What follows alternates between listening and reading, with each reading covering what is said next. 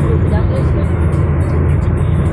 जो भी मीठी चीज़ें चॉकलेट ऐसी चीज़ें खा दिया ना सब दांत बेकार हो जाए।